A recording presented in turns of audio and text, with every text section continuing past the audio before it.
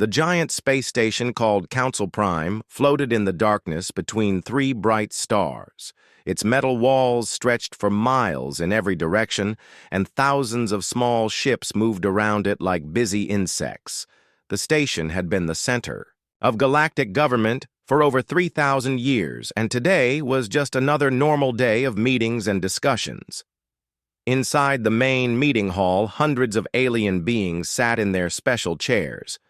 The room was so big that clouds sometimes formed near the ceiling. The walls glowed with soft blue light, and the air smelled like flowers from a dozen different worlds. Representatives from 47 different star systems had come here to talk about trade routes and border disputes. Ambassador Krelthos from the Vegan Empire sat in his usual spot near the front. His purple skin looked almost black in the dim light, and his four arms moved constantly as he read through digital reports. His people had joined the Galactic Council 2,000 years ago, and they were known for being very careful about following all the rules. Near the back of the room, the crystal beings from Proxima Prime hummed their traditional songs. The sound was beautiful and made everyone feel calm. These beings looked like walking diamonds, and they glowed with inner light when they were happy or excited. They had been part of the council for 800 years, and everyone respected their wisdom. Elder Morden of the Centauri Collective floated in his special gravity chair. His species did not have solid bodies like most others. Instead, he looked like a cloud of sparkling dust that could think and talk. His people were the scientists of the galaxy, and they had invented most of the technology. That all the other species used, Security Chief Zeftar stood guard near the main doors. His species looked like giant octopuses, but they walked on their back tentacles and used the front ones like arms. His job was to keep everyone safe during the meetings, and he took this job very seriously. His sensors could detect any threat from miles away. Today they were supposed to discuss new mining rights in the Outer Rim territories. It was boring work, but someone had to do it. The galaxy was a big place, and there were always arguments about who could dig for metals and crystals on empty planets. Captain Lee Dae-ho stood on the bridge of his ship and looked out at the massive space station. His vessel was called Harmony, and it was the pride of Earth's small but growing space fleet. The ship was not very big compared to some of the alien vessels he could see, but it was fast and well built. Dae-ho had been chosen to lead this mission because he was calm under pressure and good at talking to people. He had spent 2 years learning about alien cultures and languages preparing for this moment. His black hair was cut short in military style, and he wore the blue uniform of Earth's Space Service Communications Officer Kim So. Jin sat at her station, running final checks on their translation systems. She had worked for 5 years to understand how alien languages worked.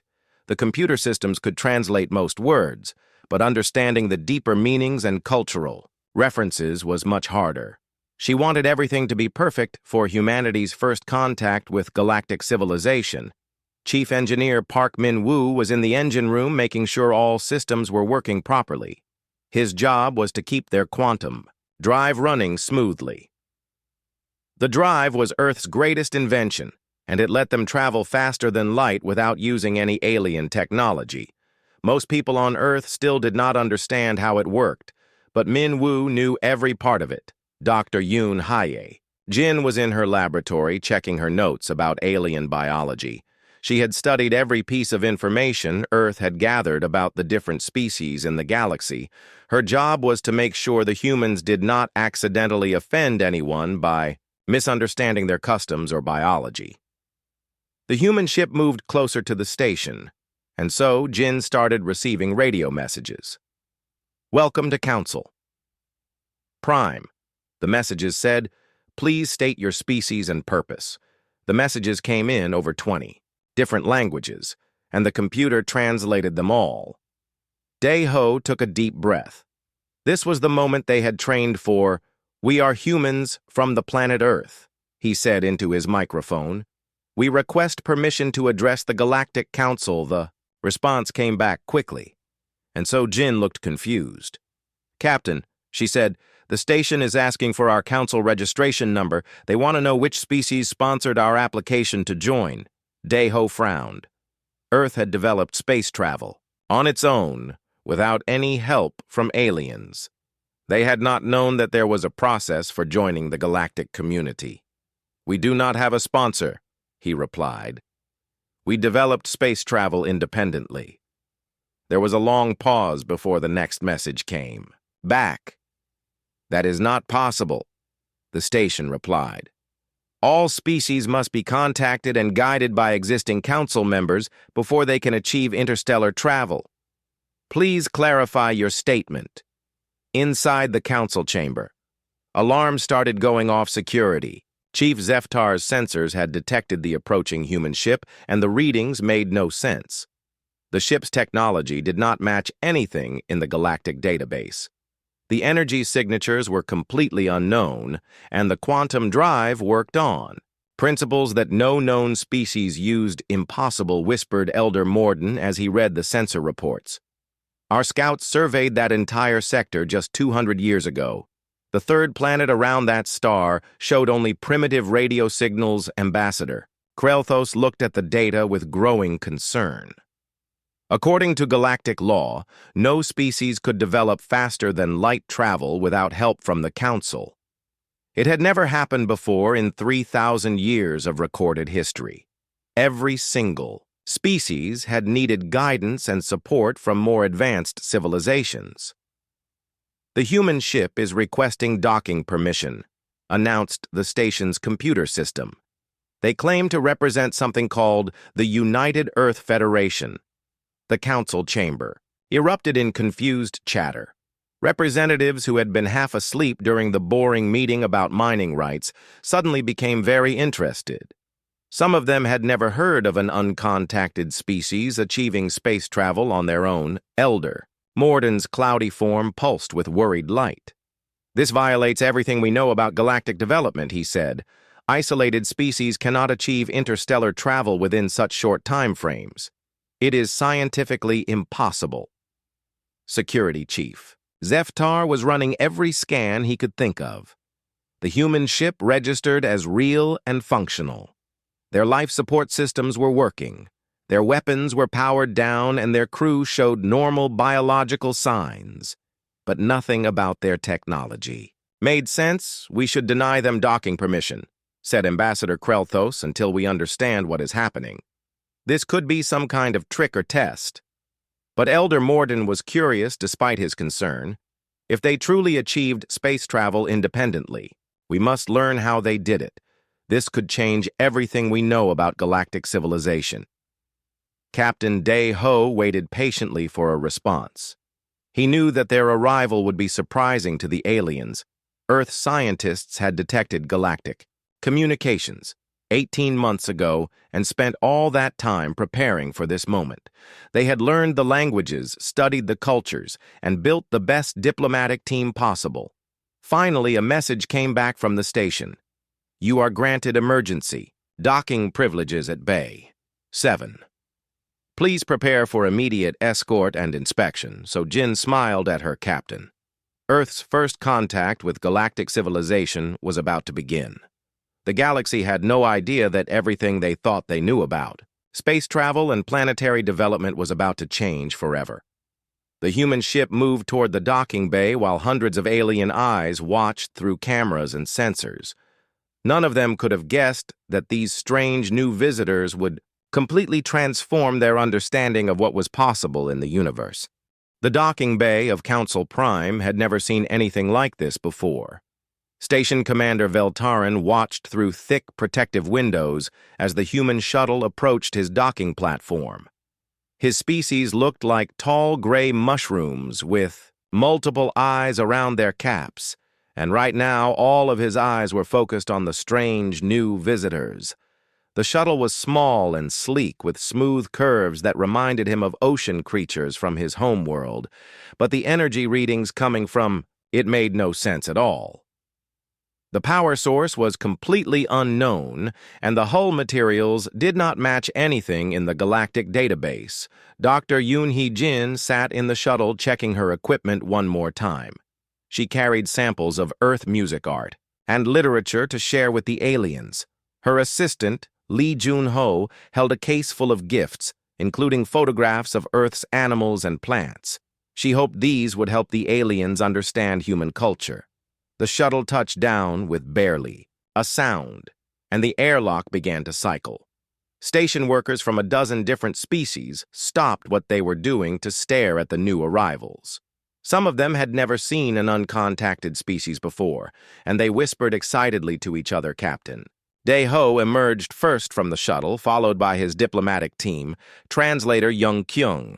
Sue activated his universal communicator, a device that had taken Earth's best linguists 30 years to perfect. The machine hummed quietly as it connected to the station's translation networks.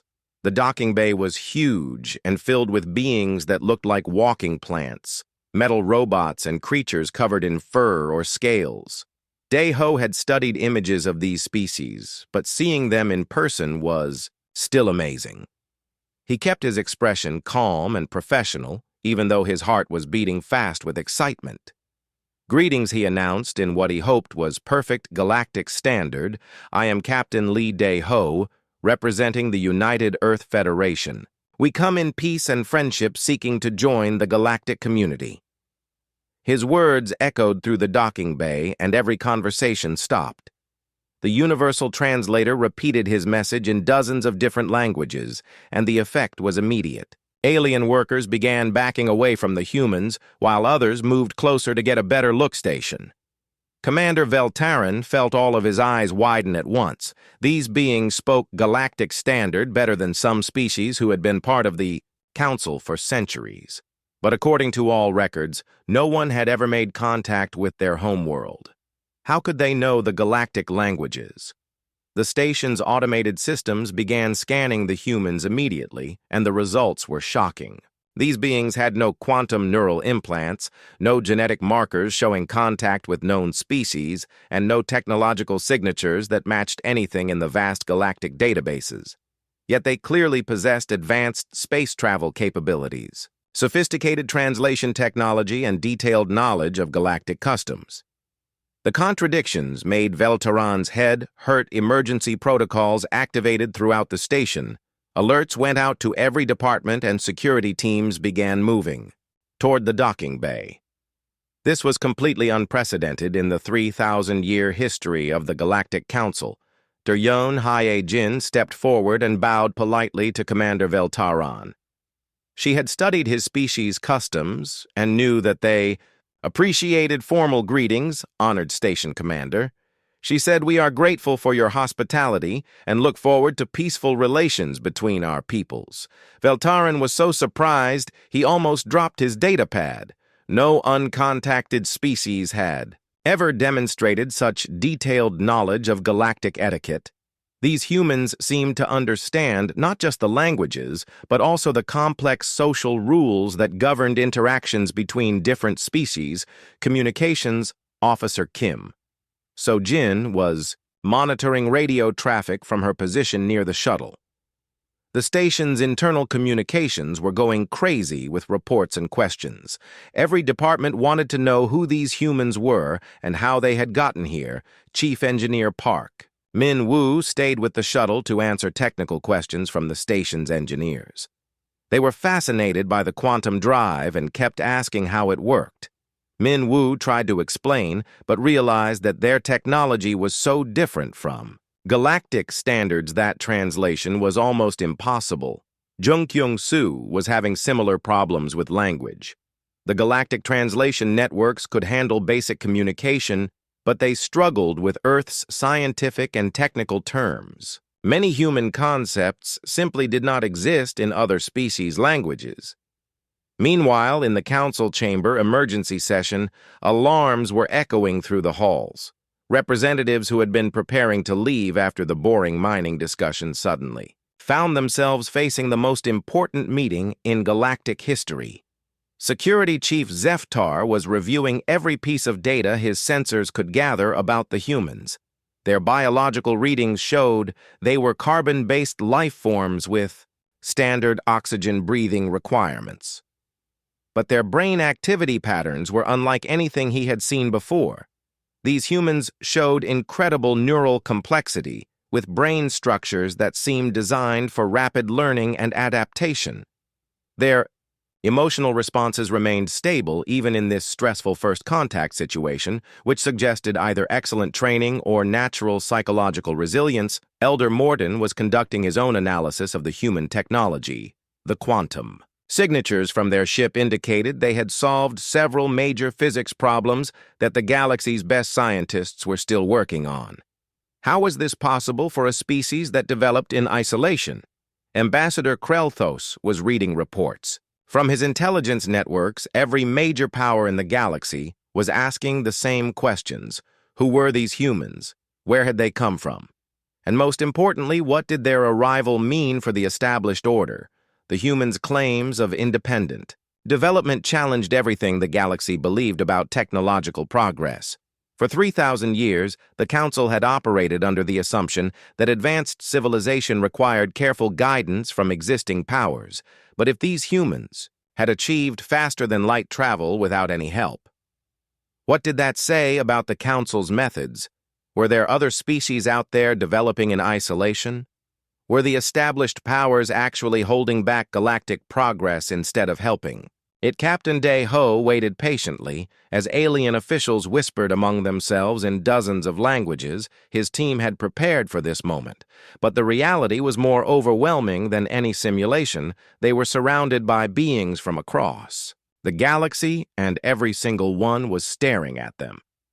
Station Commander Veltarin finally approached the human delegation. His multiple eyes were spinning with confusion and concern. "Captain Day-Ho," he said, "you and your team must come with me immediately. The Council has called an emergency session, and they want to speak with you right away." Dr. Yoon Hye-jin gathered her cultural samples while Lee Jun-ho secured the gift case.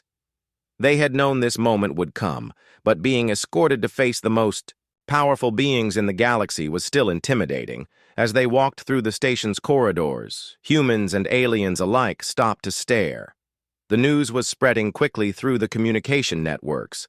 A species had achieved space travel. Without Council guidance for the first time in recorded history, Jung Kyung-soo noticed that the translation systems were having trouble keeping up with all the excited chatter in the corridors.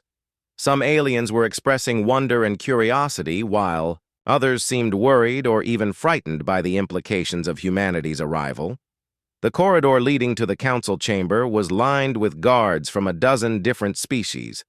All of them watched the human delegation with intense interest. These beings represented something that should have been impossible. Yet here they were walking calmly toward a meeting that would change galactic civilization forever. Captain Day-Ho straightened his uniform and prepared to face the most important conversation in human history.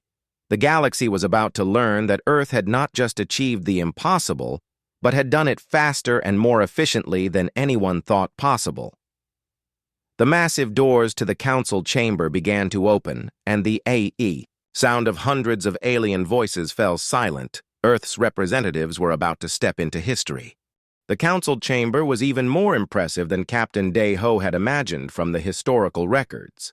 The ceiling stretched so high that it disappeared into shadows, and the walls were covered with symbols representing every member species of the galactic community. Hundreds of different beings sat in specially designed chairs that accommodated their various body types. Council Prime Kethmoros sat on a raised platform at the center of the chamber. His species looked like giant lizards that walked upright, and his scales were dark green with gold patterns that showed his high rank. His yellow eyes fixed on the human delegation with intense curiosity and suspicion. Chief Science Officer Oh Sung-min walked beside Captain Day-Ho, carrying a portable computer that contained Earth's scientific databases. He had spent months preparing presentations about human technology and culture. Cultural attaché Choi Yun-young carried diplomatic gifts and formal documents establishing Earth's desire for peaceful relations. The chamber fell completely silent as the humans entered. Every alien eye sensor and detection device focused on these impossible visitors who had shattered 3,000 years of established understanding. About how civilizations developed, state your origins demanded. Council Prime Keth Moros, his deep voice echoing through the chamber. No species achieves interstellar capability without Council guidance. No world develops quantum tunneling technology. Independently, these are established facts of galactic development, proven by centuries of scientific study. Dr. Yoon Hye-jin stepped forward and activated her holographic display system. The device projected a three-dimensional image of Earth's solar system above the chamber floor, showing the blue-green world that humanity called home. Honored council members, she said we come from the third planet orbiting the star. You catalog as Sol 3. Our species developed space travel through independent research and experimentation over the past century. We had no knowledge of galactic civilization until 18 months ago when our deep space sensors detected your communication networks. The chamber erupted in confused chatter. Representatives whispered urgently to each other in dozens of languages. The translation systems struggled to keep up with all the simultaneous conversations, but the general tone was clear, disbelief mixed with growing concern. Elder Morden's cloudy form pulsed, with agitated light patterns. Impossible, he declared. Our developmental models show that isolated evolution cannot achieve interstellar travel within such time frames. Species require at least 500 years of guided technological transfer from more advanced civilizations. Cultural attaché Choi Eun. Young had studied the galactic development models during Earth's preparation for first contact. She understood why the aliens were so confused. With respect, Elder Morden, she said, perhaps your models are based on incomplete data. The suggestion that galactic science might be wrong sent shocked murmurs through the chamber. No one had ever challenged the fundamental principles of technological development that formed the basis of Council. Authority Captain Dae-ho remained calm despite the growing tension in the room. His diplomatic training had prepared him for resistance, but he had not expected such a strong emotional reaction. Perhaps he said our species developed differently because we had no choice. We faced challenges on our homeworld that required rapid technological advancement. Ambassador Krelthos leaned forward in his chair, his forearms gesturing emphatically. What challenges could possibly require such accelerated development? Our surveys show your world has abundant resources and relatively stable climate conditions. Oh Sung-min activated another holographic display showing Earth's history over the past century. Wars, natural disasters, climate change, and resource conflicts. He explained. Our species had to develop advanced technology quickly in order to survive and thrive. We learned to work together and share knowledge because isolation meant extinction. The alien representatives studied the historical data with growing amazement. These humans had faced multiple global crises and responded by accelerating their technological development rather than collapsing into chaos. Most species required careful guidance to avoid destroying themselves during similar challenges. Security. Chief Zeftar was running continuous scans on the human delegation, looking for any sign of deception or hidden technology, but every reading confirmed what they claimed to be. Their biometric patterns remained steady. Their technology functioned exactly as described, and their emotional responses suggested complete honesty. We demand proof, declared Ambassador Krelthos. Show us your homeworld. Demonstrate your technological capabilities. Explain how an uncontacted species achieved what our best scientists say is impossible. Captain Dae-ho had expected this request. Earth's leadership had authorized him to provide full demonstrations of human technology if necessary. The galaxy needed to understand that humanity's achievements were Real and independently developed, Chief Science Officer Oh Sung-min began connecting his portable computer to the chamber's display systems. With the Council's permission, he said, "I will establish a direct communication link with Earth Command. This will prove our technological capabilities and show you our homeworld in real time." The chamber fell silent as Oh Sung-min worked. Human quantum communication technology was completely different from galactic standards, but his equipment was designed to interface with alien systems. After several minutes of careful calibration, the connection was established. The main display screen flickered and then showed a clear image of Earth from orbit. The blue oceans, white clouds, and green-brown continents were clearly visible. Cities glowed on the night side of the planet, and orbital platforms conducted scientific research in space. "This is Earth Control," came a voice speaking perfect galactic standard. Admiral Shin Dong-wook speaking, "We confirm, Captain Lee's mission and extend formal greetings to the Galactic Council." The alien representatives stared in stunned amazement at the display. The image quality was perfect, despite the enormous distance, and the communication had no delay whatsoever. This suggested quantum entanglement technology that was more advanced than anything the galaxy possessed. Elder Morden's form began shifting through different color patterns, indicating extreme mental distress. How is instantaneous communication possible? Across such distances, he whispered, "Our best quantum networks have significant delay, even over short interstellar distances." Dr. Yoon Hai-jin smiled politely. "Our physicists discovered that quantum entanglement could be stabilized using exotic matter fields. This allows real-time communication across any distance. We have similar networks connecting all of Earth's colonies and exploration vessels."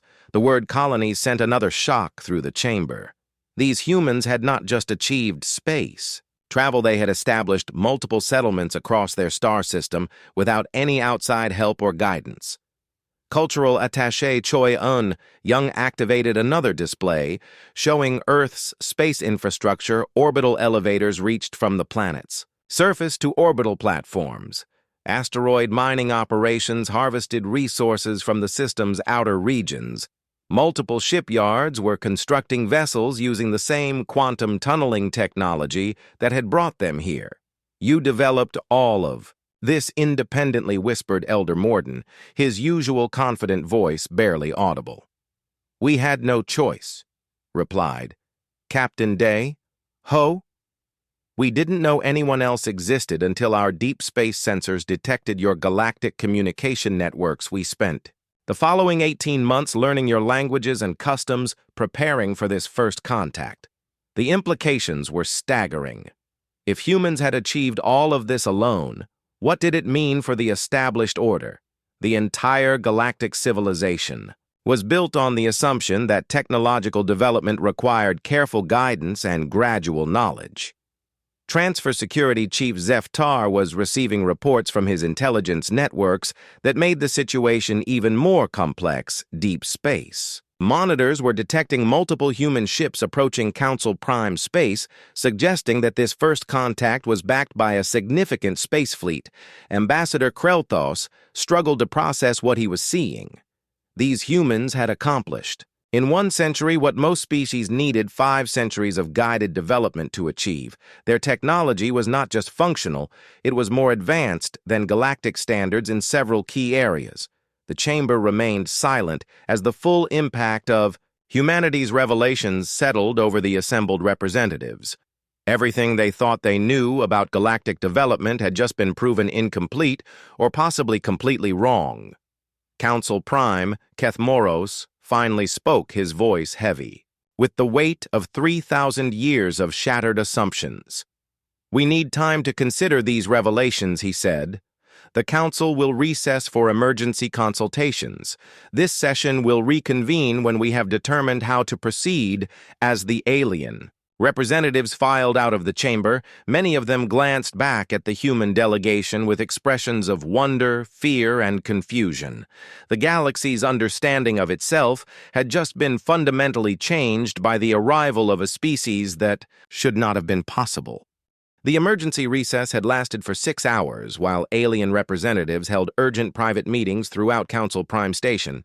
Captain Day Ho and his team waited in a comfortable guest quarters designed for visiting diplomats, but they could hear the heated discussions echoing through the corridors. When the council session resumed, the chamber was packed with even more representatives than before. News of humanity's arrival had spread throughout the galaxy, and species that normally sent only observers had dispatched their highest-ranking officials to witness this historic moment. Council Prime Keth Moros looked tired, and his scales had lost some of their golden luster. The weight of making decisions that would affect Galactic civilization for centuries was showing on his reptilian features. He gestured for the human delegation to return to the center of the chamber. "Captain Lee Day Ho," he said, "the council has spent considerable time discussing your claims. We find them difficult to accept, not because we doubt your honesty, but because they contradict everything we know about technological development. We require additional proof of your capabilities." The human delegation had prepared for this request during the recess. Chief Science Officer Oh Sung-min activated his quantum communication system again, but this time the display showed multiple views of Earth's technological infrastructure. "This is Admiral Shin, Dong-wook from Earth Command," he announced. I'm authorized to provide a full demonstration of our technological capabilities to the Galactic Council. Please observe." The chamber's main display switched to show Earth's primary orbital shipyard. The facility was enormous, with multiple construction bays building vessels of various sizes. Human workers in spacesuits moved around the structures, while robotic systems assisted with the heavy construction. "The shipyard is currently constructing 12 interstellar vessels," Admiral Shin explained. "Each ship uses quantum tunneling drives that allow faster-than-light travel without requiring exotic matter from other species. Our manufacturing is completely self-sufficient, using materials harvested from our own star system." Elder Morden's cloudy form shifted to deep purple colors, indicating extreme scientific interest. "How is this possible?" he demanded. "Our shipyards require rare elements that can only be found in specific stellar environments. Your star system should not contain the necessary materials." Dr. Yoon Hye-jin stepped forward with another holographic display. "Our scientists developed matter conversion technology that allows us to create any element we need from basic hydrogen. This process uses controlled fusion reactions to build heavier elements atom by atom." The alien scientists in the chamber began talking excitedly among themselves. Matter conversion on such a scale was theoretically possible, but required enormous amounts of energy and precise control that no known species had achieved. Engineer Nam Tai-hyung joined the presentation, carrying a small device about the size of a briefcase. "This is a portable matter converter," he announced. "It can produce any element up to uranium using only hydrogen as input fuel. The process is completely safe and produces no radioactive waste." He activated the device, and the chamber's sensors immediately detected the energy patterns of controlled nuclear fusion. The machine hummed quietly for a few minutes, then produced a small bar of pure gold, which Nam Tae-hyung held up for everyone to see. "Impossible," breathed Security Chief Zeftar. "Our best scientists have been trying to perfect portable fusion for centuries. How did an isolated species solve such complex physics problems?" Physicist Ko Young-hee had joined the presentation via quantum communication from Earth. "Our species has always been driven by necessity," she explained. "When we faced energy shortages, we had to develop better power sources. When we needed rare materials, we had to learn how to create them. We had no choice but to innovate quickly." The display changed again to show Earth's energy infrastructure. Fusion power plants provided clean energy to billions of people. Orbital solar collectors gathered energy from space and beamed it down to the planet's surface. Geothermal systems tapped the planet's core for additional power. Our entire civilization runs on clean, renewable energy sources. Admiral Shin continued, "We eliminated fossil fuel, used 50 years ago and have been carbon neutral for 30 years. Environmental protection and technological advancement went hand in hand. Ambassador Krelthos was studying the energy output numbers with amazement. Your planet produces more clean energy per capita than most galactic civilizations, he said. How did you achieve such efficiency? Cultural attaché. Choi Eun-young smiled. Our species learned that cooperation produces better results than competition. When we shared technology freely and worked together, we solved problems much faster than when individual nations tried to work alone. The chamber fell silent as the implications became clear. Humanity had not just achieved technological advancement, they had done it while maintaining environmental balance and social cooperation. Most species went through centuries of conflict and environmental destruction during their development phases. Elder Morden began asking detailed questions about human physics and engineering. The answers revealed that Earth's scientists had approached fundamental problems from completely different angles than galactic researchers. Their solutions were often simpler and more elegant than established galactic methods. You developed quantum tunneling without using exotic matter, he said in amazement. Our drives require rare particles that can only be harvested from neutron stars. How do your ships achieve faster than light? Travel engineer Park Min-woo had joined the presentation from the human ship orbiting the station. We discovered that space-time can be folded using magnetic field manipulation, he explained. Our drives create a bubble of warped space that moves faster than light, while the ship itself never exceeds light speed within the bubble. The concept was revolutionary. Galactic faster-than-light travel had always required exotic matter and enormous amounts of energy. The human approach was more efficient and used only materials that were common throughout the universe. Dr. Yoon Hye-jin activated another display showing Earth's exploration program. Our deep space sensors have identified 43 star systems with technological signatures that don't match any known galactic civilization patterns. We believe there may be many other species developing independently, just as we did. This revelation sent shockwaves through the chamber. The galaxy had always assumed that the Council knew about all technological civilizations within their region of space. But if humans could develop undetected, there might be dozens or even hundreds of other unknown species. Security Chief Zeftar was receiving reports from his deep space monitors that confirmed the human claims. Multiple ships with unknown quantum signatures were approaching from various directions. The galaxy was apparently much more populated than anyone had realized. Admiral Shin continued the presentation by showing Earth's scientific achievements, breakthrough medical technologies that extended human lifespans, had eliminated most diseases and allowed people to live healthy lives for over a century. Advanced materials science had produced substances stronger than anything in the galactic database. We have also made significant progress in understanding consciousness and intelligence.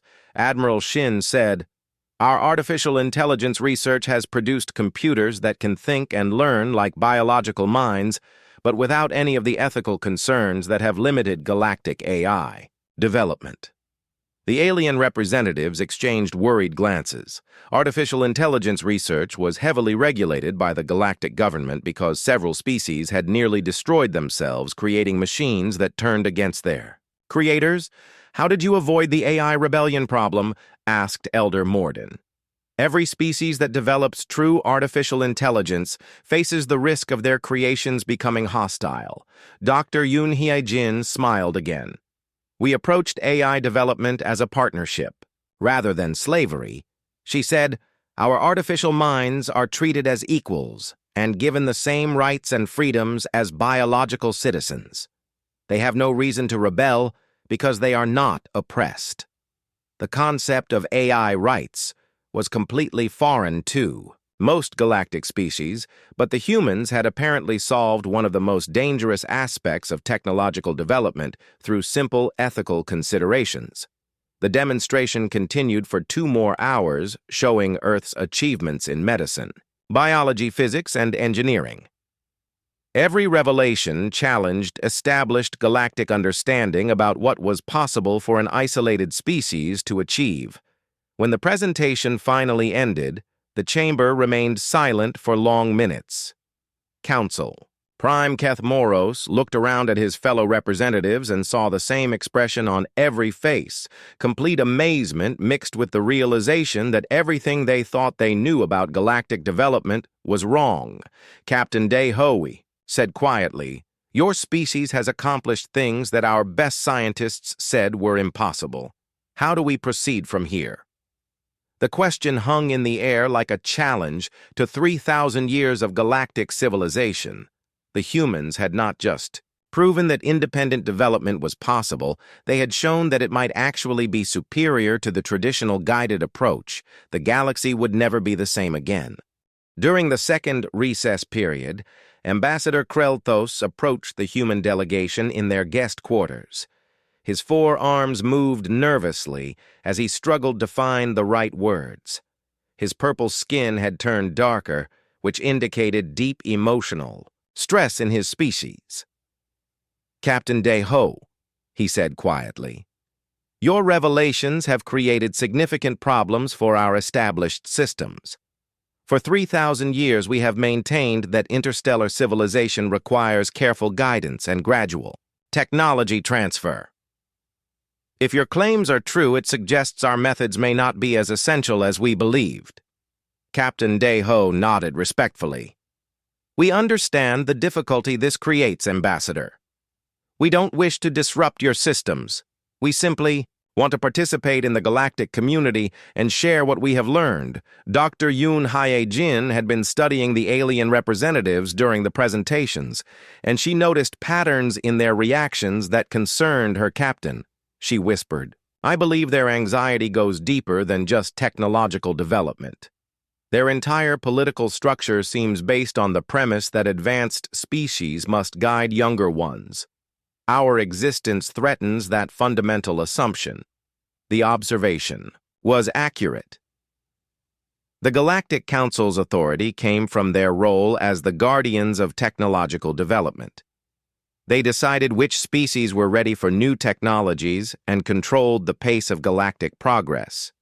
If species could develop independently, their power and purpose would be questioned. Elder Morden materialized near the guest quarters, his cloudy form flickering with uncertain light patterns. He had spent the recess consulting with his species' greatest scientists and philosophers.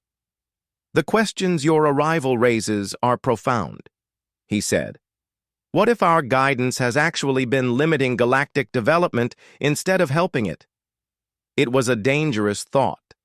The established powers had always assumed that their careful control prevented wars and disasters, but humanity had achieved more in 1 century of independent development than most species accomplished in 5 centuries of guided growth. Cultural attaché Choi Young had been reviewing galactic historical records during the recess. Elder Morden, she said, "We noticed that most species in the galaxy seem to follow very similar technological development paths. Is it possible that council guidance has been creating conformity instead of encouraging innovation?" The question struck at the heart of galactic civilization. Every species had developed along the same basic timeline, using the same fundamental technologies, following the same social patterns. But humanity had taken completely different approaches to the same problems and achieved better results. Security Chief Zeftar joined the conversation. His tentacles coiled with nervous energy. His sensors were detecting 17 more human ships approaching Council Prime space, and long-range scans showed even more vessels throughout human territory. "Captain Day-Ho," he said, "your species appears to have a significant space fleet. How many ships have you built, and how far have you explored communications?" Officer Kim. So Jin checked her quantum communicator for updates from Earth Command. "Sir," she reported, "Earth Control confirms we currently have 47 interstellar vessels in active service, with 30 more under construction. Our exploration range extends approximately 200 light years from our homeworld." The numbers were staggering. Most galactic species had only a handful of interstellar ships, even after centuries of development. Humanity had built an entire fleet in less than 50 years of faster-than-light capability. Seong-min activated his portable display again, showing a map of human-explored space. "We have identified potentially habitable worlds in 36 star systems," he said. "Some show signs of primitive life, and several have technological signatures, suggesting developing civilizations." Ambassador Krelthos felt all four of his hearts skip beats at once.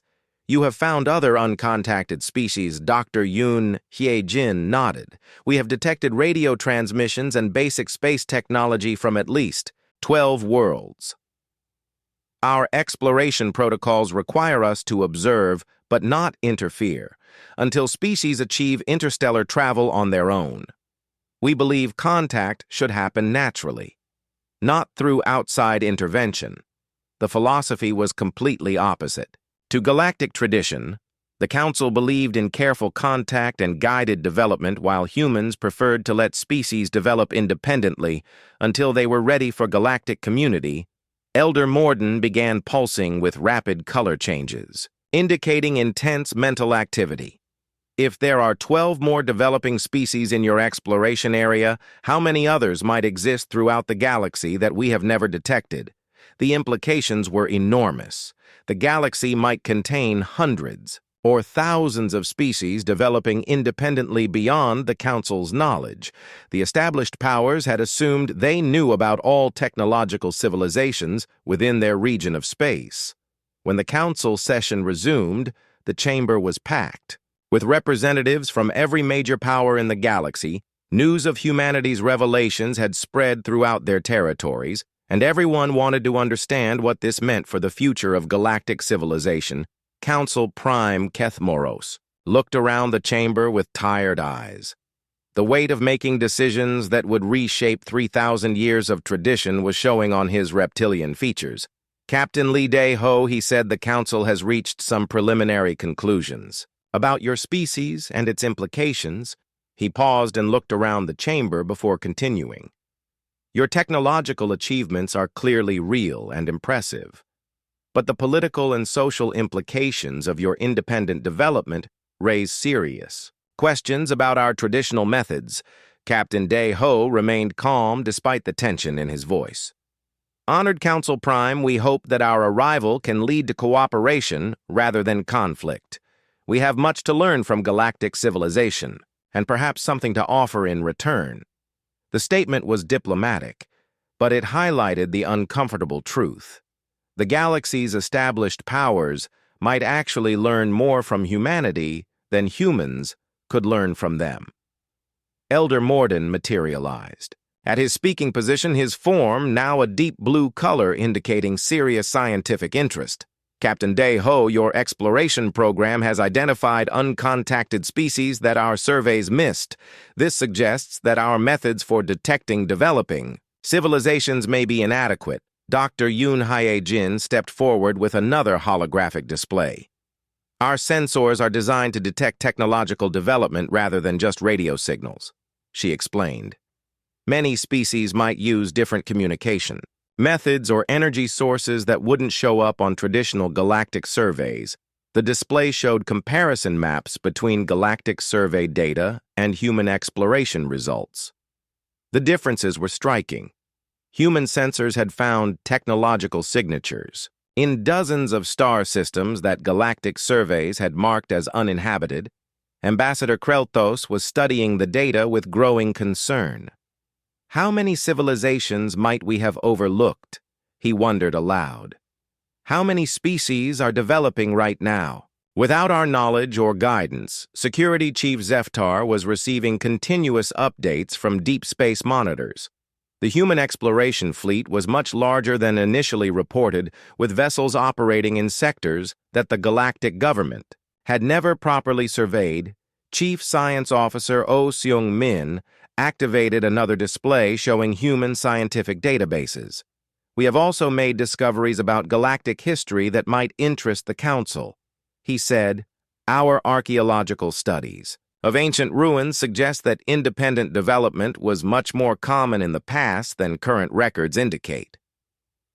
The revelation sent shocked whispers through the chamber. The official history of galactic development was based on council records, but humans had found evidence that challenged those records. Elder Morden's form began shifting through rapid color patterns. Are you suggesting that the council's historical records are incomplete? Oh. Seung-min nodded respectfully. We found ruins on 17 worlds that show technological development patterns similar to our own. These civilizations apparently achieved advanced technology without guidance from existing powers, but they disappeared from galactic records thousands of years. The implications were devastating. Either the Council had deliberately hidden the existence of independently developing species, or their records were so incomplete that they had missed entire civilizations. Cultural attaché Choi Eun-young added, "We believe that independent development has always been possible, but that political pressures have discouraged the galactic community from acknowledging it." The statement was carefully worded, but everyone understood the accusation. The established powers might have been suppressing knowledge about independent development in order to maintain their authority over galactic civilization. The chamber erupted in heated discussions as representatives struggled to process these revelations. Everything they thought they knew about galactic history, technological development, and their own authority was being challenged by a species that should not have existed. Council Prime Kethmoros called for order, but his voice lacked its usual confidence. The foundations of galactic civilization were cracking under the weight of humanity's impossible arrival. The final council session began with an atmosphere of tension that had not been felt in the galactic government for centuries. Representatives sat in their chairs with expressions of worry, uncertainty, and barely controlled fear. The comfortable certainties that had guided galactic civilization for 3,000 years had been shattered by humanity's arrival council. Prime Kethmoros looked older than his 800 years as he called the session to order. His scales had lost their golden luster, and his yellow eyes seemed dimmed by the weight of the decisions he would have to make. The chamber fell silent as every being focused their attention on the reptilian leader, Captain Lee Dae-ho. He began, his deep voice echoing through the vast chamber. The council has spent considerable time discussing your species and the implications of your independent development. We have reached conclusions that will change the nature of galactic civilization. The human delegation sat calmly. In the center of the chamber, surrounded by hundreds of alien representatives, Chief Science Officer Oh Sung-min held his portable computer ready to provide additional demonstrations if needed. Cultural attaché Choi Eun-young maintained her diplomatic smile. Despite the obvious tension in the room, we cannot deny the evidence you have presented. Council Prime Kethmoros continued, "Your technological achievements are real and impressive. Your independent development has been thoroughly documented. Your exploration discoveries challenge our understanding of the galaxy itself."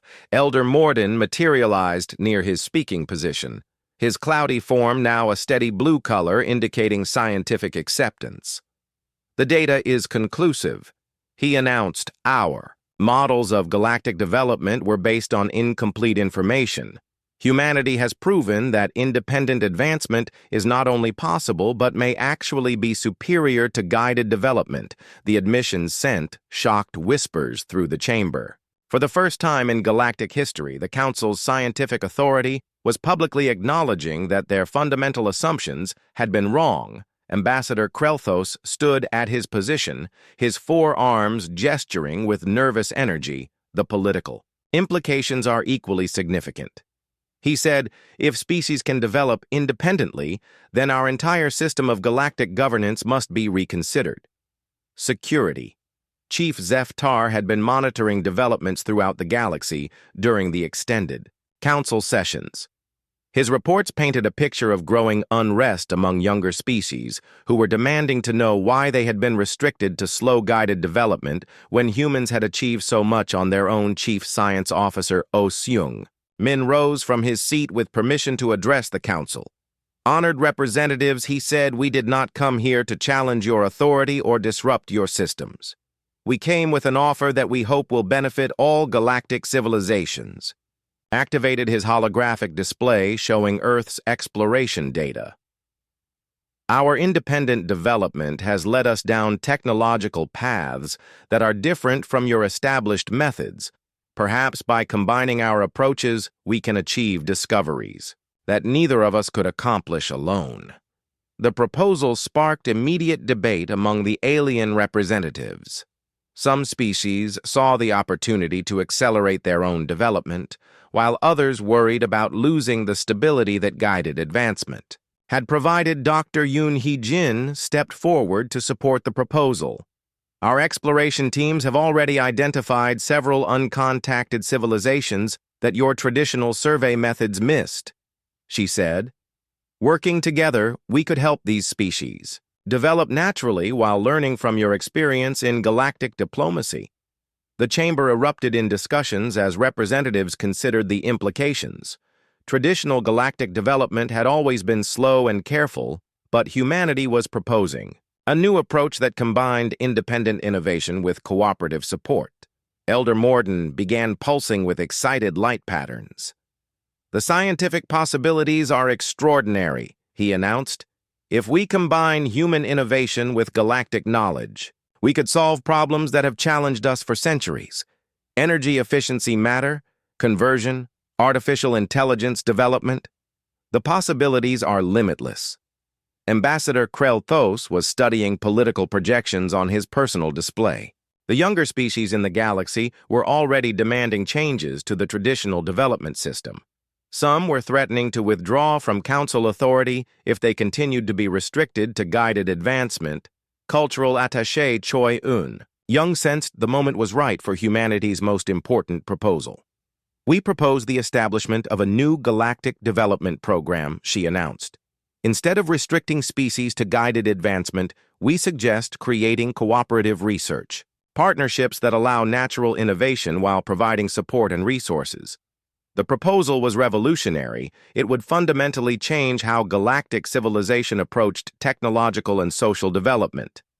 Instead of the Council controlling progress, they would become partners in a galaxy-wide effort to explore the limits of what was possible. Captain Daeho rose to his feet for the final presentation of humanity's vision. Honored representatives, he said, we believe the galaxy is entering a